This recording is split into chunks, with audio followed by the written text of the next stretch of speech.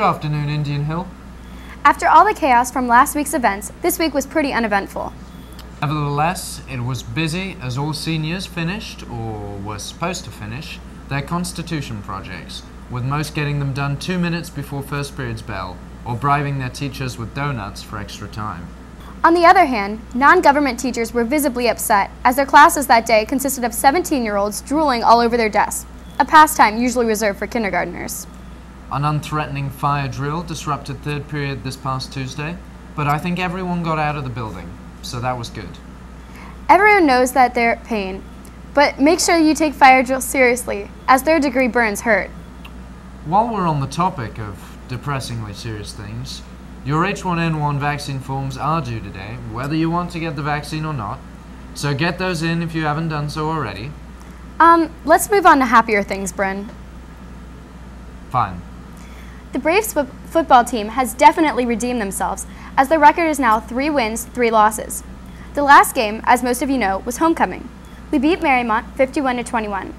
The current leader in rushing yards is quarterback Sam Hendricks, with an insane 834 yards followed by Reed Lockwood's 420.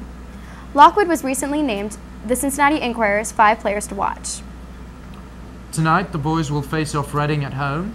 This should be a great game, so come out and see the guys play. Next, in soccer news, the boys' varsity soccer team played so well against Finneytown on Tuesday that their coach bought them all Skyline after the game.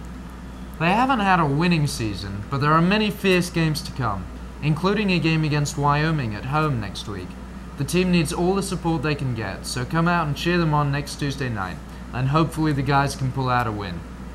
The girls' soccer team, on the other hand, has had quite a good season. They're currently 6-2-3, and Kaylee Flaska is the team's leading goal scorer with 8 goals scored so far this season. Apparently, Susan Plunkett had the most amazing goal on their game on Wednesday. The team's next game is against Milford at home.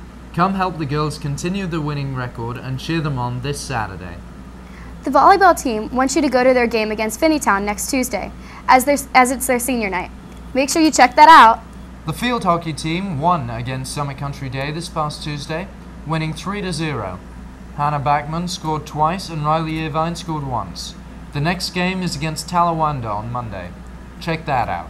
Next Wednesday should be pretty eventful, as everyone does interesting things, minus the sophomores and juniors who have to take the PSAT. Bummer. The freshmen are going to the zoo, and the senior class is going to the aquarium all day though, so that should be fun. Speaking of fun things, the homecoming dance was Scott Brendamore last week. It was pretty sweet, even though the DJ ran out of ideas and started playing the same song over and over again. The tradition of having a giant bonfire continued this year, and the band played. It was pretty epic. The SAT is this weekend, so if you're going to take it, show up 15 and 20 minutes early. Men's and women's chorus are singing at Xavier University next Tuesday night. Also, there's an application fest next Wednesday from 6 to 8 p.m. And, as always, there are lots of college visitings, so sign up for those in the College and Career Center. Most importantly of all, on Sunday, it's my birthday. We'd like to wish Bryn Coombe a super-duper happy birthday.